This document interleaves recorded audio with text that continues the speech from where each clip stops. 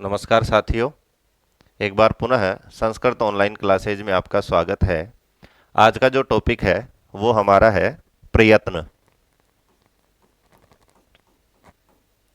जिनको यत्न भी कहा जाता है। इससे जो पिछला वीडियो था हमारा संज्ञा प्रकरण से रिलेटेड, उस वीडियो में हमने जो उच्चारण स्थान है संस्कृत वर्णमाला में जितने भी जो वर्ण आते हैं, चाहे वो माहेश्वर सूत्रों के अनुसार हो, चाहे वो पाणिनीय शिक्षा के अनुसार हो, उन सारे वर्णों का हमने उच्चारण स्थान पढ़ा था। तो जिस तरह से परीक्षा के लिए हर वर्ण का उच्चारण स्थान पढ़ना हमारे लिए आवश्यक है, उसी तरह से उन्हीं सारे वर्णों का यत्न पढ़ना भी हमारे लिए बहुत ही आवश्यक है। क्योंकि जब हम सवर्ण संज्ञा करेंगे, आगे हम संज्ञा प्रकरण के जो महत्वपूर्ण जो सूत्र हैं व्याकरण से संबंधित, उसमें एक संज्ञा आती है सवर्ण संज्ञा, जिसका जो सूत्र है वो होता है, वहां भी हम चर्चा करेंगे। लेकिन यत्न एक टॉपिक है तो इसके साथ एक बार मैं थोड़ा सा उसका परिचय देता हूं कि तुल्यास्य प्रयत्नम सवर्णम, कि जब हम सवर्ण संज्ञा करेंगे तो हमें दोनों चीज़ों की आवश्यकता होती है। उच्चारण स्थान की भी हमें आवश्यकता होती है और प्रयत्नों की भी हमें आवश्यकता होती है। कि तुल्य यानी समान हो, आस्य यानी उच्चारण स्थान, और प्रयत्न यानी प्रयत्न जिसके, ऐसे वर्णों को हम सवर्ण वर्ण कहते हैं। तो सवर्ण संज्ञा करने के लिए हमें दोनों ही चीज़ों का ज्ञान होना बहुत आवश्यक है, उच्चारण स्थान और प्रयत्न। तो आगे बढ़ते हैं आज के टॉपिक की तरफ। तो हमारा टॉपिक है प्रयत्न। तो सबसे पहले हम देखते हैं इनके जो भेद हैं वो कितने हैं। तो लघु सिद्धांत कौमुदी में लिखा हुआ है यत्नो द्विधा, कि जो यत्न होते हैं वो दो प्रकार के होते हैं। तो कोई भी चीज़ हम पढ़ते हैं तो यदि उसके जो भेद हैं उन भेदों को अलग अलग करके पढ़ते हैं तो उसको समझना और परीक्षा में उसके रिलेटेड प्रश्नों का जवाब देना बहुत ही आसान हो जाता है। तो सबसे पहले हम देखते हैं कि यत्न द्विधा, कि यत्न दो होते हैं।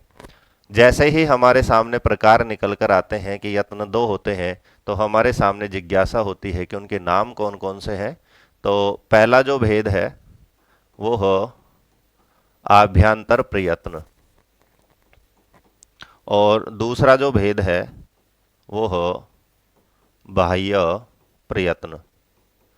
तो इस तरह से जो दो भेद हैं दोनों के आपको नाम याद रखना है कि यत्न जो है वो कितने प्रकार के होते हैं, दो प्रकार के होते हैं। यत्नों की आवश्यकता हमें क्यों होती है, तो सवर्ण संज्ञा करने के लिए हमें यत्नों की आवश्यकता होती है। और दोनों के नाम कौन कौन से हैं, तो पहला जो भेद है वह आभ्यंतर प्रयत्न, और दूसरा जो भेद है वह बाह्य प्रयत्न। तो जैसे ही हमारे सामने भेदों के नाम निकल कर आते हैं तो हम शुरू करते हैं पहले भेद से।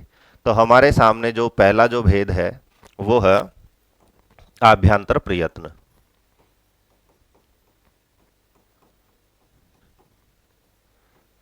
अलग अलग करके इनको हम पढ़ेंगे और आपको अलग अलग तरीके से, जिस तरह से मैं बहुत ही आसान और सरल शब्दों में और सरल भाषा में आपको समझाकर इस टॉपिक को क्लियर करूंगा, उसी तरह से आपको याद रखना है। इससे रिलेटेड आपका एक भी प्रश्न परीक्षा में गलत नहीं होगा। तो जिस तरह से हमने देखा कि यत्नों के दो भेद हमने प्रारंभ में करे, आभ्यंतर और बाह्य। अब जैसे ही हम पहले भेद पर आते हैं आभ्यंतर प्रयत्न, तो इसके भेदों की हम चर्चा करते हैं। तो सारी चीज़ें मैं एक साथ यहाँ पर लिखूंगा कि कौन कौन से वर्णों का कौन कौन सा आभ्यंतर प्रयत्न होता है। यहाँ पर बात हो रही है वर्णों की। तो सबसे पहला जो हमारा भेद है वो है स्पृष्ट। सबसे पहला जो आभ्यंतर प्रयत्न का जो भेद है वो है स्पृष्ट। दूसरा जो भेद है वो है ईषद स्पृष्ट।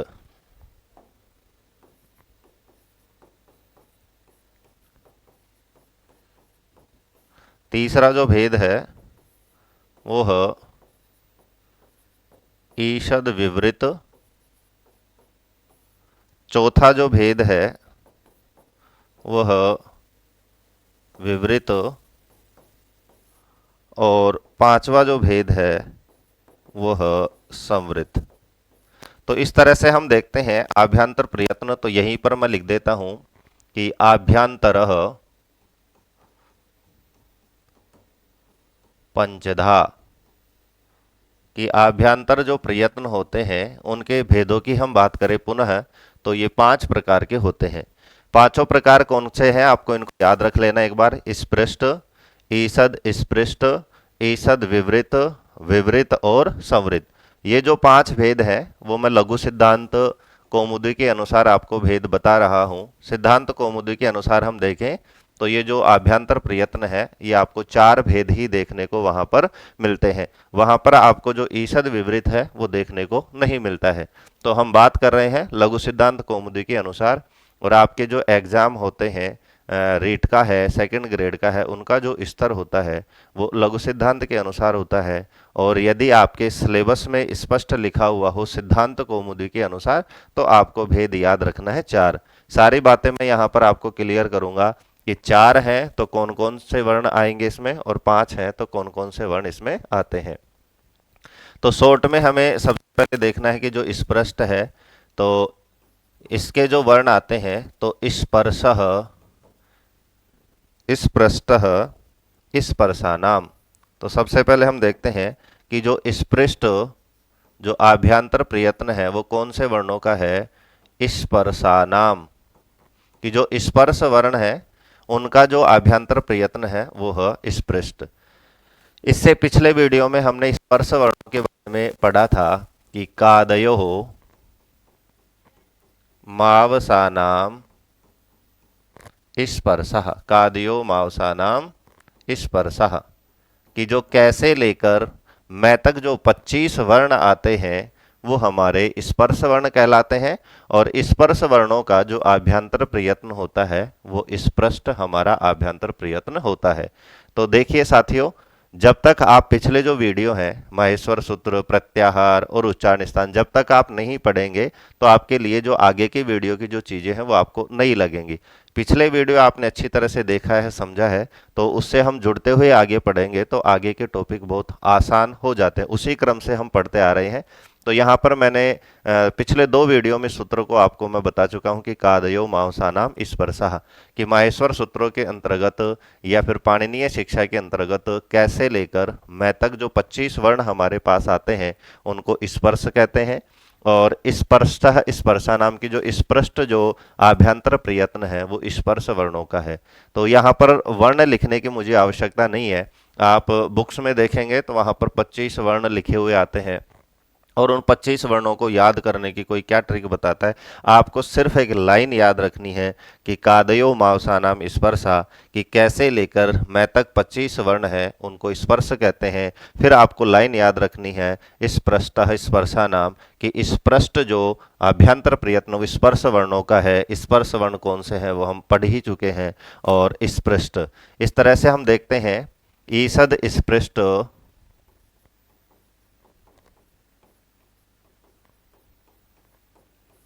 अंतस्थानाम। वापस आपको इस लाइन को याद रखना है, बार बार रिपीट करना है। ईषद स्पृष्ट अंतस्थानाम, ईषद स्पृष्ट अंतस्थानाम। इसकी भी हम परिभाषा पढ़ चुके हैं कि यणः अंतस्थः, कि यण प्रत्याहार में आने वाले जो वर्ण हैं वो अंतस्थ कहलाते हैं। तो इसके बारे में भी हम पिछले वीडियो में पढ़ चुके हैं कि अंतस्थ वर्ण कौन कौन से कहलाते हैं। वर्ण विचार वाला जो वीडियो था उसमें हमने क्लियर किया था कि यण है अंतस्था, य व र ल, ये जो 4 वर्ण हैं वो अंतस्थ कहलाते हैं। और अंतस्थ वर्णों का जो आभ्यंतर प्रयत्न है वो ईषद स्पृष्ट है। इसके आगे हम देखते हैं ईषद विवृत। तो ईषद विवृत ऊष्मणाम, और ऊष्म क्या होते हैं ये भी हम पढ़ चुके हैं कि सलह ऊष्माणः। तो देखिए बहुत ही शॉर्ट करके मैं आपको यहाँ पर बता रहा हूँ। यदि मैं यहाँ पर ये ना लिख करके वर्ण लिखता तो वीडियो भी बड़ा होता और आपके लिए उन वर्णों को समझना भी बहुत कठिन हो जाता कि 25 इसमें याद करने हैं, 4 इसमें, फिर कंफ्यूज हो जाता है। आप इन सूत्रों को याद रखिए।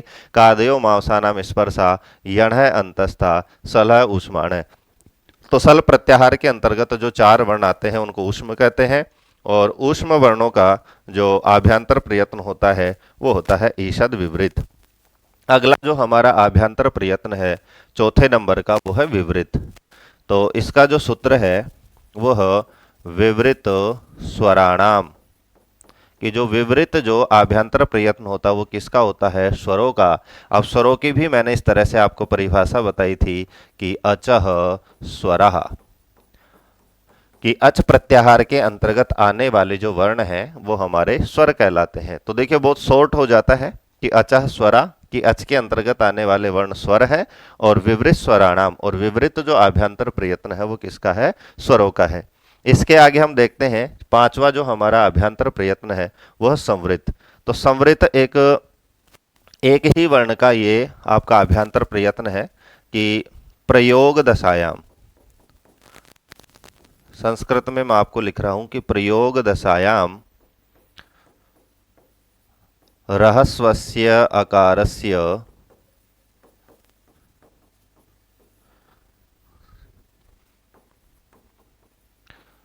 आभ्यंतर प्रयत्नः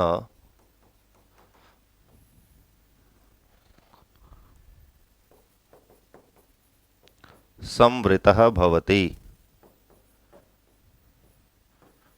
प्रयोग दशायां तु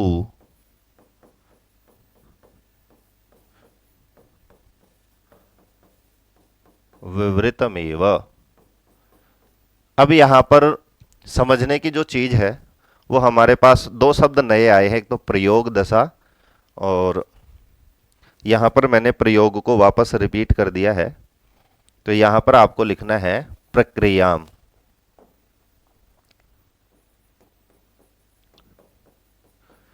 कि प्रक्रियाम तु विवृतमेव, कि प्रक्रिया में तो विवृत ही होता है। तो यहां पर जो समझने की जो चीज मैं आपको बता रहा था, हमारे पास दो नए शब्द हैं, एक तो है प्रयोग और एक है प्रक्रिया। इसको समझना बहुत जरूरी है। और यहां पर इस पर लिखा है कि रहस्वस्य, केवल और केवल यहाँ पर हमें रहस्व जो अ है जिसको हम इस तरह से लिखते हैं उसी की यहाँ पर चर्चा की जा रही है, कि जो रहस्व अ है प्रयोग दशा में उसको हम क्या मानेंगे, संवृत मानते हैं, और प्रक्रिया में उसको हमें विवृत ही मानना है, क्योंकि विवृत में अचः स्वरा सारे स्वरों को सम्मिलित कर लिया गया है। तो अ भी उन स्वरों में अच में आ जाता है, इसलिए अ के हमारे पास जो आभ्यंतर प्रयत्न है वो कितने हैं, दो। तो यहाँ पर याद रखना है कि अ के आभ्यंतर है दो, लेकिन किस अवस्था में है, कि यदि ये जो अ है वो प्रयोग दशा में है तो उसका जो अभ्यंतर प्रयत्न होगा वो होगा संवृत, और यदि वो प्रक्रिया में है तो उसका जो अभ्यंतर प्रयत्न होगा वो सारे स्वरों की तरह विवृत ही होता है। अब हम समझते हैं कि प्रयोग और प्रक्रिया क्या होती है। तो यहाँ पर देखते हैं एक बार कि प्रयोग और प्रक्रिया क्या होती है। जैसे हमें किसी का नाम देखना है, जैसे राम है, कृष्ण है, तो राम और कृष्ण में जो अ है, ह्रस्व जो अ है, ये यहाँ पर प्रयोग दशा में है, इसलिए इसका जो आभ्यंतर प्रयत्न होगा वो होगा संवृत। और यदि हम देखते हैं कि जैसे संधि हम पढ़ेंगे तो वहाँ पर धन प्लस आदेशः, तो यहाँ पर हम देखते हैं कि हमारा जो दीर्घ संधि का जो सूत्र होगा वो होगा अकः सवर्णे दीर्घः। इस सूत्र का जब हम अर्थ देखते हैं तो ये सूत्र कहता है कि अक प्रत्याहार के अंतर्गत आने वाले वर्णों के यदि बाद में सवर्ण अक आ रहा है, यानी उन्हीं के जैसा अक आ रहा है, तो दीर्घ संधि वहां पर हो जाती है। तो यहाँ पर हम देखते हैं कि यहाँ पर धन के अंत में अ है और आदेश के बाद में आ है। ये जो अ है वो ह्रस्व है और ये जो आ है वो दीर्घ है। तो ह्रस्व और दीर्घ हम देखते हैं। तो यहां पर जो लास्ट का हमारा अभ्यंतर प्रयत्न था कौन सा, संवृत, ये यहां पर प्रयोग दशा में ना होकर के प्रक्रिया में है। तो प्रक्रिया में हम बात करें तो प्रक्रिया में ह्रस्व अ को भी क्या माना गया है कि विवृत स्वराणाम, तो विवृत इसका अभ्यंतर प्रयत्न माना गया है, और दीर्घ आ का भी जो अभ्यंतर प्रयत्न है वो विवृत माना जाता है। तो इस तरह से आप देखते हैं कि कि प्रक्रिया में यदि हमारा ह्रस्व आए तो उसका जो अभ्यंतर प्रयत्न वो विवृत होता है, और प्रयोग दशा में उसका जो अभ्यंतर प्रयत्न होता है वो संवृत होता है। तो इसको विवृत मानना क्यों आवश्यक है? क्योंकि जब हम दीर्घ संधि वगैरह करेंगे तो वहां पर हमें ह्रस्व ए की भी आवश्यकता होती है। यदि हम ह्रस्व ए को संवृत मान लेंगे तो हमारी दीर्घ संधि नहीं होगी। तो इस दीर्घ संधि को करने के लिए, इन दोनों को सवर्ण बनाने के लिए ए के हमारे दो अभ्यंतर प्रयत्न होंगे। कौन कौन से? विवृत और संवृत। तो यहाँ पर जब हम प्रक्रिया में हम देखते हैं तो याद रखना है कि प्रक्रिया में जो हमारा ह्रस्व ए है उसका जो भेद है वो विवृत होगा अभ्यंतर प्रयत्न, और प्रयोग दशा में जो हमारा अभ्यंतर प्रयत्न होगा वो हमारा संवृत होगा। तो मुझे लगता है यहाँ तक आपके बात क्लियर हो गई होगी। तो यहाँ पर पुनः हम पहली स्लाइड पे आते हैं कि जो हमारे पास अभ्यंतर प्रयत्न है वो है 5 स्पृष्ट। स्पृष्ट जो अभ्यंतर प्रयत्न वो कौन से वर्णों का? स्पर्श वर्णों का। और स्पर्श वर्ण कौन से हैं? कादयो मावसानाम स्पर्शा। पुनः मैं नहीं लिखूंगा क्योंकि लिखते हैं तो आपका फालतू में वीडियो भी बड़ा होगा, मैटर भी वही है जो हम पीछे पढ़ चुके हैं। ईषद स्पृष्ट अंतस्था नाम यण है अंतस्था, और ईषद विवृत, तो ईषद विवृत ऊष्म नाम ऊष्म वर्णों का। ऊष्म क्या कहलाते हैं? सलह ऊष्माण, कि सल प्रत्याहार के अंतर्गत आने वाले जो वर्ण हैं वो क्या कहलाएंगे? उनका जो अभ्यंतर प्रयत्न होगा वो होगा ईषद विवृत। विवृत की हम बात करें तो सूत्र याद रखना है विवृत स्वराणाम, कि स्वर वर्णों का जो अभ्यंतर प्रयत्न है वो विवृत होता है। अब स्वर क्या होते हैं? तो अचः स्वरा, कि अच के अंतर्गत आने वाले जो वर्ण हैं वो स्वर कहलाते हैं। और संवृत की हम बात करें तो संवृत आपको मैंने अच्छी तरह यहाँ पर क्लियर कर दिया है कि प्रयोग दशा में केवल और केवल ह्रस्व दीर्घ है की बात नहीं करनी है। छोटा जो अ है उसका जो अभ्यंतर प्रयत्न वो संवृत होगा, और प्रक्रिया में उसका विवृत यानी अन्य स्वरों के साथ ही उसका ग्रहण किया जाता है। एक बार जो नए हैं उनके लिए मैं बता देता हूं कि यण, सल और अच क्या है। तो मैंने पहले ही यहाँ पर माहेश्वर सूत्र लिख लिए थे क्योंकि बार बार लिखते हैं। तो देखते हैं कि अचा स्वरा, सबसे पहले हम बात करते हैं ऐसे और चैतक, ये जो वर्ण है ये स्वर कहलाते हैं, और इनका जो उच्चारण अभ्यंतर प्रयत्न है वो क्या है? विवृत। उसके बाद में अंतस्थ देखे थे, यण है अंतस्था। तो यण में कौन कौन से वर्ण आते हैं? हमें य से शुरू करना है और न तक वहां पर चलना है। तो यह हम देखते हैं, यहाँ से हम शुरू करते हैं 1 2 3, और जो 4 वर्ण है ये अंतस्थ कहलाते हैं। और अंतस्थों का जो आभ्यंतर प्रयत्न है वो है ईषद स्पृष्ट। उसी तरह से ऊष्म वर्ण सल कहलाते हैं। तो सल में श, स, स और है, ये जो 4 वर्ण है ये ऊष्म वर्ण कहलाते हैं। और ऊष्म वर्णों का जो आभ्यंतर प्रयत्न है वो है ईषद विवृत। तो इस तरह से इन प्रत्याहारों को है हर किस तरह से बनते हैं वो हम अलग से एक वीडियो में आपको समझा चुके हैं। दूसरी जो बात आती है जो हमें याद रखना है वो ये याद रखना है कि इस भेद है प्रयत्नों का, जो पहला भेद है आभ्यंतर प्रयत्न, इसमें एक महत्वपूर्ण चीज है कि प्रत्येक वर्ण का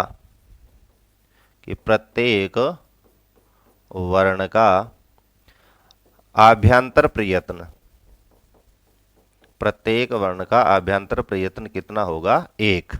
केवल ए की हम बात करें तो ए के अलग अलग अवस्था में अलग भेद होते हैं, लेकिन सीधा सा यहाँ पर आपको प्रश्न याद रखना है कि प्रत्येक वर्ण का आभ्यंतर 1 होगा। ऐसा नहीं है कि कोई वर्ण है उसके 2 हो जाए, कि स्पृष्ट भी हो जाए और ईषद स्पृष्ट भी हो जाए, विवृत भी हो जाए, ईषद विवृत भी हो जाए। तो हमने जो वर्ण विचार में जो वर्णों की संख्या पढ़ी थी, जो भेद पढ़े थे, जो वर्ण पढ़े थे, उनके अनुसार हम देखें तो हर वर्ण का एक ही आभ्यंतर प्रयत्न होता है।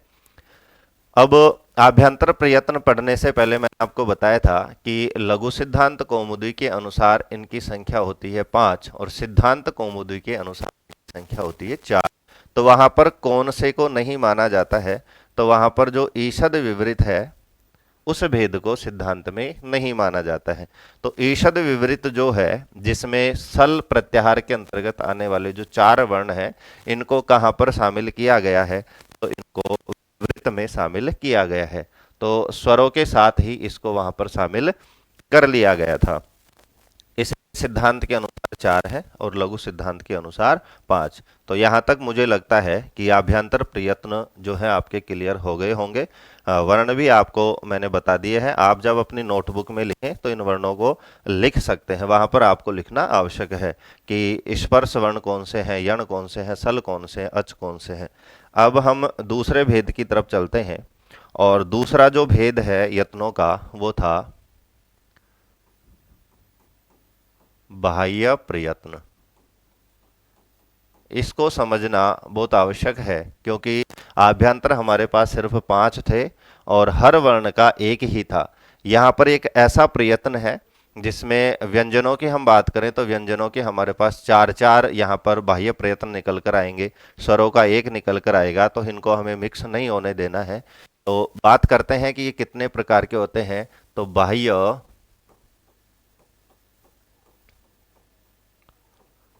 एकादश धा कि जो बाह्य प्रयत्न होते हैं उनकी संख्या कितनी होती है? 11। कौन कौन से होते हैं? सबसे पहले हम देखते हैं विवार, दूसरा है संवार,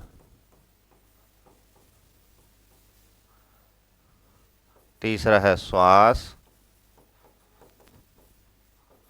चौथा है नाद, पांचवा है घोष, अघोष,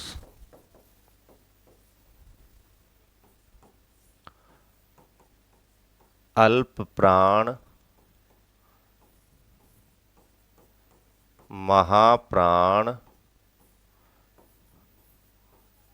उदात्त, अनुदात्त, स्वरित। तो जिस तरह से आभ्यंतर प्रयत्नों में हमने एक एक को पढ़ा था उसी तरह से यहाँ पर भी हम अलग अलग को पढ़ेंगे। तो सबसे पहले संख्या की बात करें तो बाह्य प्रयत्नों की संख्या है 11। कौन कौन से हैं? विवार, संवार, श्वास, नाद, घोष, अघोष, अल्प प्राण, महाप्राण, उदात्त, अनुदात्त और स्वरित। तो सबसे पहले हम देखते हैं कि यहाँ पर अलग अलग जो बाह्य प्रयत्न है वो अलग अलग इनके जो वर्ण है वो ना होकर के यहाँ पर 3 3 के हमें जोड़े बनाने हैं। वो आपको अच्छी तरह से याद रखना है कि सबसे पहले हम लेते हैं विवार। पहला ही पहला क्या है? विवार। उसके बाद में हम बात करें तो उसके बाद में हमें लेना है श्वास, एक को छोड़ करके जो तीसरा हमारा बाह्य प्रयत्न है वो है श्वास। फिर हम देखते हैं 2 को हमें छोड़ना है और छठा हमारा जो बाह्य प्रयत्न है वो है अघोष। इन 3 का एक अलग से जोड़ा हमें रखना है। फिर हम बात करते हैं दूसरा जो है वो था हमारे पास संवार। उसके बाद में हमारा जो चौथा बच गया था वो था नाद और उसके बाद में हमारा बच गया था घोष। तो इस तरह से जो प्रारंभिक जो 6 हमारे पास बाह्य प्रयत्न है इनके हमें 3 3 के हमें जोड़े बनाने हैं। तो पहला जो जोड़ा हमारे पास बनकर आता है वो आता है विवार, श्वास, अघोष।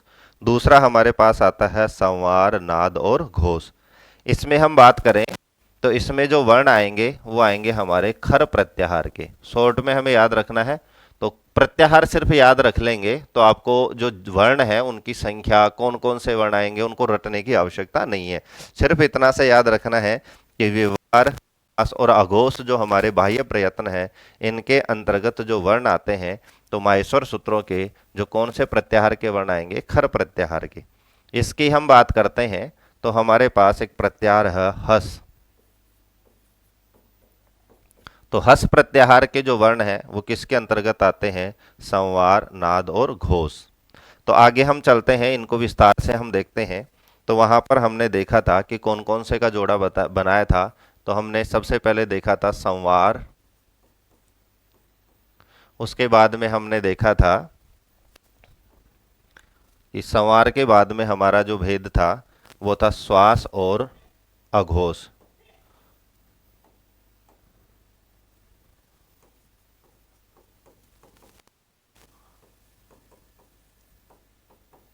तो इसमें हम बात कर रहे थे कौन से प्रत्याहार के वर्ण आते हैं, खर प्रत्याहार के वर्ण आते हैं। तो खर प्रत्याहार के अंतर्गत हम देखते हैं कि कौन कौन से वर्ण आते हैं। तो वर्णों की हम चर्चा करते हैं। तो वर्ण आते हैं, ख से हमें शुरू करना, ख, फ, छ, ठ, थ, च, ट, त। वह को हमें छोड़ना है, क, प। यह को हमें छोड़ना है, स, स, स। और इस स के बाद में हमारा इत संज्ञक वर्ण आ जाता है रै। तो उसको हमें शामिल नहीं करना है। तो यहां पर हम देखते हैं कि माहेश्वर सूत्रों में ख, फ, छ, ठ, थ, च, ट, त, क, प, य को छोड़ना है, स, स। और इसमें रै को हमें छोड़ना है। तो ये जो वर्ण है, इन वर्णों का जो बाह्य प्रयत्न होगा वो 3 होंगे। हर वर्ण का जो बाह्य जो प्रयत्न वो कितने होंगे, 3। ख के भी हमें 3 होंगे, संवार, श्वास, अघोष।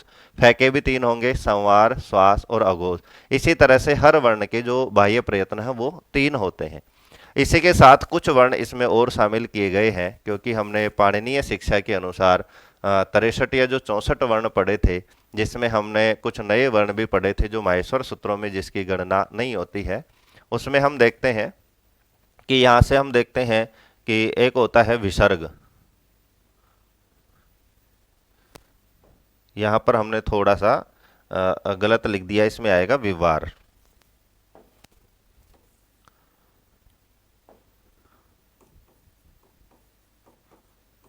तो यहां पर जो खर प्रत्याहार के जो वर्ण हैं उनके जो बाह्य प्रयत्न होंगे वो होंगे विवार, श्वास और अघोष।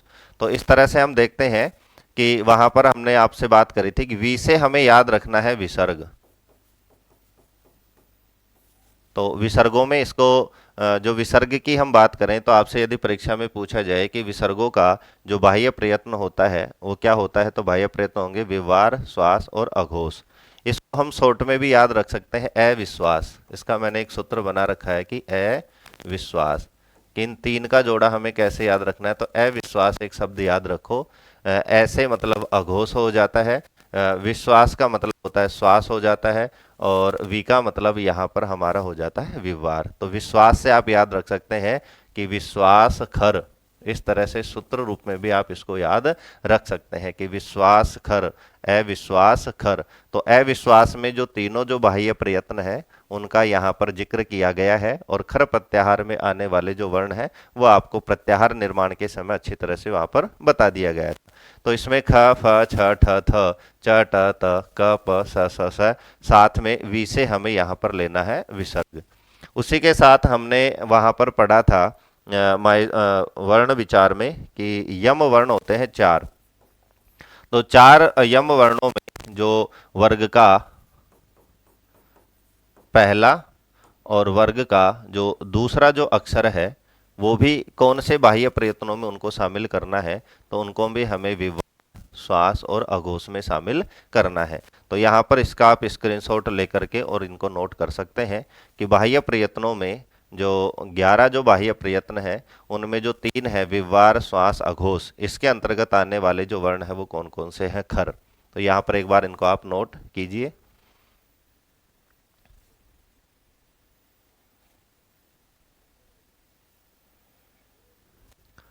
अगला जो हमारा जो 3 का जो जोड़ा है जिसकी हम बात कर रहे थे, संवार,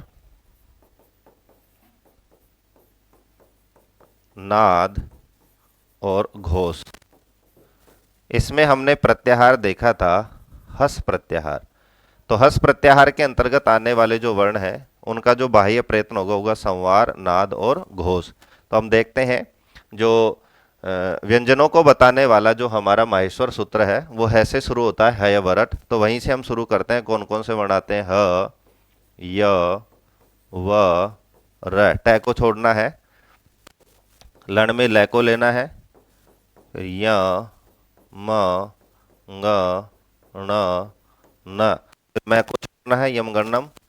फिर झ, भ, फिर या को छोड़ना है, फिर घ, ढ, ध। फिर स को छोड़ना है, फिर ज, ब, ग, ड, द।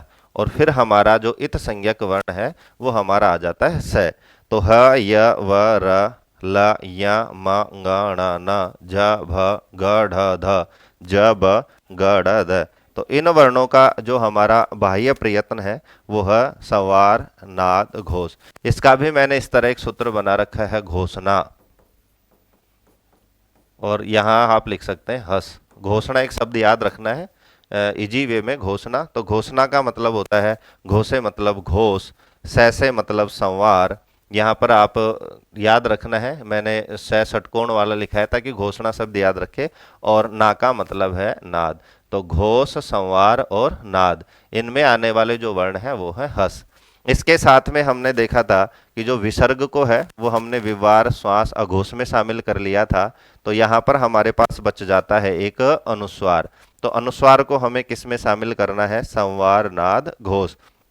उसी के साथ जो यम वर्ण है, तो यम वर्णों का जो पहला और दूसरा जो वर्ण था वो हमने विवार, श्वास, अघोष में शामिल कर लिया था। तो यहाँ पर जो तीसरा और जो चौथा वर्ण है उसको हमें किस में शामिल करना है? तीसरा और जो चौथा वर्ण है उसको हमें किस में शामिल करना है? संवार, नाद और घोष में हमें शामिल करना है। तो इस तरह से आप देख सकते हैं कि इनके जो बाह्य प्रयत्नों के जो जोड़े हैं विवार, श्वास, अघोष, उसमें खर आते हैं संवार, नाद, घोष, इसमें हमारे हस प्रत्याहार के वर्ण आते हैं। साथ में हमारे पास एक वर्ण और थे जिह्वा मूलीय और उपअधमानीय। तो जिह्वा मूलीय में हम देखते हैं कि जो जिह्वा मूल वर्ण है वो क और ख के पहले अर्ध विसर्ग आते हैं। तो उसको भी हमें याद रखना है कि क और ख किस में आते हैं? विवार, श्वास, अघोष में। तो उनको भी इसी में शामिल किया गया है। उपआधमानीय की बात करें तो उपआधमानीय में जो प है और हमारा जो फ है उसके पहले अर्ध विसर्ग हम लगाते हैं। तो उनको भी किस में शामिल किया गया है? विवार, श्वास, अघोष में। वो वर्ण भी यहाँ पर आते हैं, तो उनको भी आपको लिख लेना है कि जो जिह्वा मूल है, जिह्वा मूलीय और उपाधमानीय, दोनों जो वर्ण हैं उनका जो अभ्यंतर प्रयत्न होगा वो होगा विवार, श्वास, अघोष। तो इस तरह से पहला जो भेद था वो इन तीन तीन के जोड़ों में हमें याद रखना है। वापस हम ये जो वर्ण हैं वो सारे इसमें आ चुके हैं। वापस हम जो दो इसके भेद बच गए हैं, अल्प प्राण और महाप्राण, उसमें वापस यही शब्द पुनः रिपीट होंगे। तो सबसे पहले हम देखते हैं कि जो छह के बाद में जो सातवां हमारा बाह्य प्रयत्न था वो था अल्प प्राण। तो अल्प प्राण में आने वाले जो वर्ण हैं वो कौन कौन से होंगे? तो वर्ग का पहला, तीसरा और पांचवा।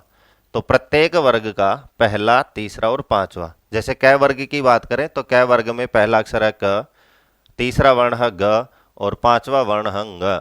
तो इस तरह से हर वर्ग का पहला, तीसरा, पांचवा और यण।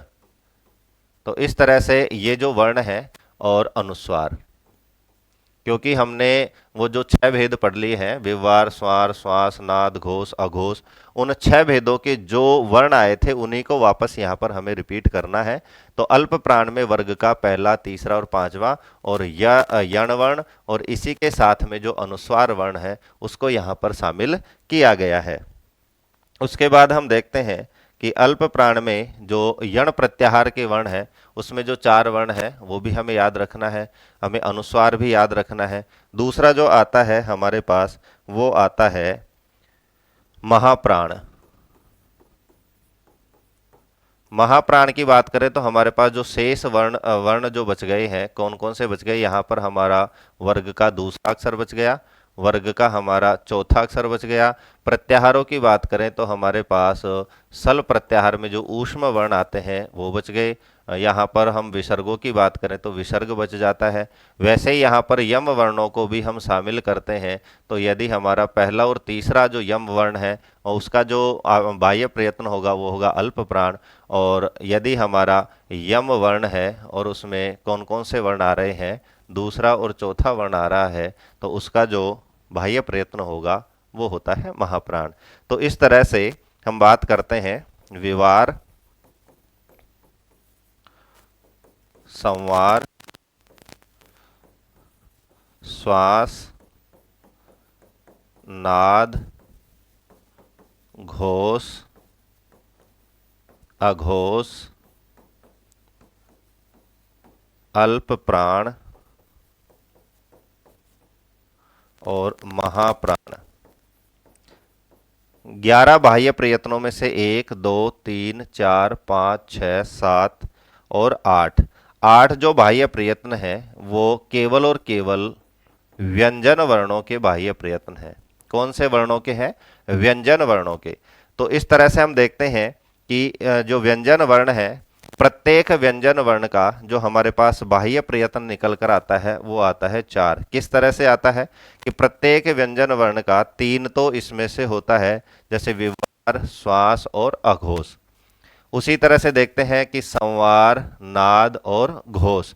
इस तरह से प्रत्येक व्यंजन वर्ण का 3 तो इनमें से होगा और 1 अल्प प्राण और महाप्राण। तो इस तरह से प्रत्येक व्यंजन वर्ण का जो बाह्य प्रयत्न होंगे वो कितने होंगे? 4। आभ्यंतर प्रयत्नों की बात कर रहे थे तो आभ्यंतर प्रयत्न प्रत्येक वर्ण का कितना था? 1। बाह्य प्रयत्नों को हमें अलग से याद रखना स्पेशल कि व्यंजन वर्णों की हम बात करें तो प्रत्येक व्यंजन वर्ण का जो बाह्य प्रयत्न होगा 4। कैसे होगा? 3 विवार, स्वर, श्वास, नाद, घोष, अघोष इनमें से होगा और 1 होगा अल्प प्राण और महाप्राण। कौन कौन से वर्ण आते हैं आप टेबल बना लेना। यहाँ पर मैं टेबल बनाऊंगा तो वीडियो बहुत बड़ा हो जाएगा। वर्ण मैंने अलग अलग बता दिए हैं कि इनमें कौन से वर्ण आते हैं और अल्प प्राण में कौन से आते हैं, महाप्राण में कौन से आते हैं। अब हम चलते हैं शेष जो हमारे बाह्य प्रयत्नों में जो बच जाते हैं उनके बारे में। और शेष जो 3 भेद हैं वो थे उदात्त,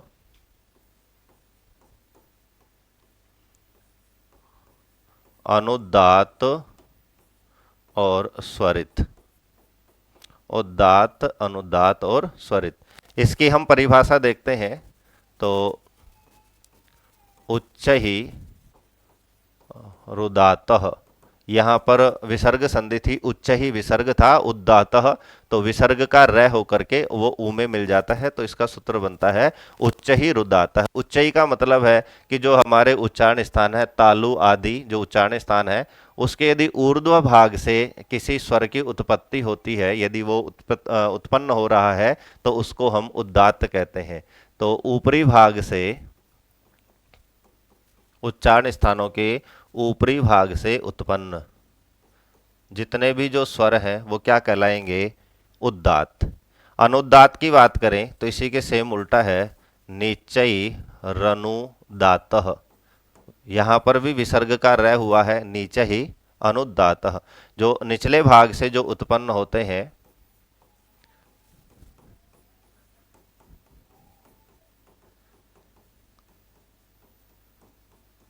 उनको हम अनुदात्त कहते हैं। तीसरा जो हमारा भेद है वो है समाहारः स्वरितः, कि उदात्त और अनुदात्त का जो समाहार है, जो मिश्रण है, उदात्त अनुदात्त का समाहार, उसको हम क्या कहते हैं? स्वरित कहते हैं। तो इस तरह से उदात्त, अनुदात्त और स्वरित ये हमारे जो बाह्य प्रयत्नों के जो भेद हैं ये किसके हैं? स्वरों के।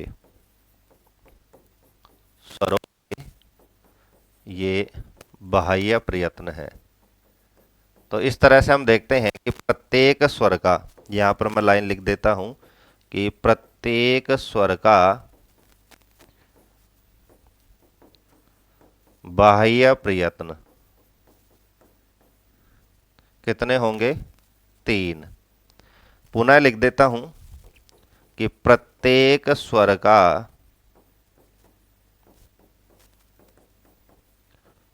आभ्यंतर प्रयत्न कितना होगा? 1। तो इस तरह से अलग अलग पूछा जाए कि प्रत्येक स्वर का बाह्य प्रयत्न कितने हैं तो 3 है, प्रत्येक स्वर का आभ्यंतर प्रयत्न कितना है? 1 है। और पूछा जाए कि प्रत्येक स्वर का आभ्यंतर और बाह्य प्रयत्न यदि हम दोनों को जोड़कर लिखते हैं तो हमारे सामने संख्या निकल कर आती है 4। इसी तरह से हम देखते हैं व्यंजनों का, तो प्रत्येक व्यंजन का भी जो आभ्यंतर प्रयत्न की हम बात करें तो संख्या आती है 1 और प्रत्येक प्रत्येक व्यंजन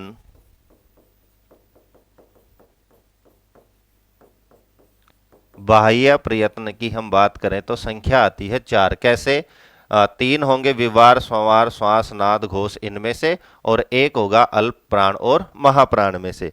तो इस तरह से प्रत्येक व्यंजन का जो बाह्य प्रयत्न होगा उसकी संख्या होगी 4। तो इस तरह से टोटल प्रयत्नों की हम बात करें तो होगी 5।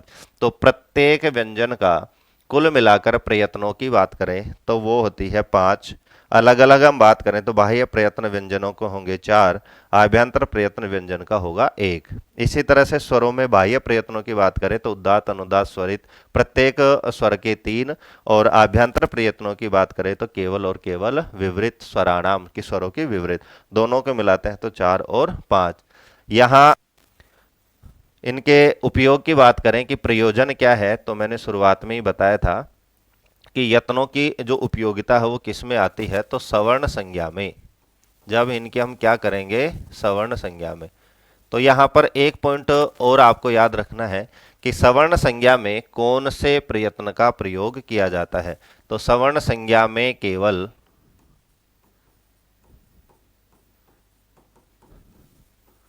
आभ्यंतर प्रयत्न काम में लिए जाते हैं। केवल और केवल आभ्यंतर प्रयत्नों को सवर्ण संज्ञा में काम में लिया जाता है। तो फिर हमारे सामने प्रश्न आता है कि बाह्य जो प्रयत्न है इनका क्या प्रयोजन है। तो बाह्य प्रयत्नों का जो प्रयोजन है वो एक होती है आंतरतम्य परीक्षा।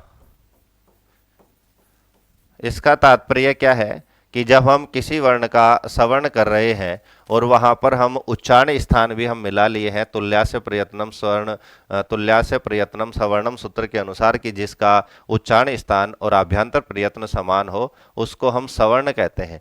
जहां पर ये दोनों चीजें मैच नहीं हो रही है और फिर भी हमें सवर्ण संज्ञा की आवश्यकता है, तो वहां पर आंतरतम्य परीक्षा की जाती है, और आंतरतम्य परीक्षा में फिर बाह्य प्रयत्नों का प्रयोग किया जाता है। तो आंतरतम्य परीक्षा में बाह्य प्रयत्नों का प्रयोग किया जाता है। तो इस तरह से आज की वीडियो में हमने जो प्रयत्न है और प्रयत्नों से रिलेटेड जितने भी बिंदु थे वो सारे यहाँ पर मैंने क्लियर करने की कोशिश की है। फिर भी कोई बिंदु यदि छूट जाता है तो आगे के जो वीडियो हैं उसमें मैं आपको वो बता देता हूँ और उसकी पुनरावृत्ति भी हो जाती है। तो एक एक बिंदु को मैंने यहाँ पर आपके सामने प्रस्तुत किया है। पहले हमने प्रयत्न पढ़े कि यत्न 2 प्रकार के होते हैं, आभ्यंतर, बाह्य, और फिर इन दोनों को बहुत ही डिटेल से हमने यहाँ पर विस्तार से आपके सामने चर्चा करी है। तो आज के वीडियो में इतना ही। मिलते हैं अगले वीडियो के साथ संज्ञा प्रकरण का नेक्स्ट पार्ट। धन्यवाद।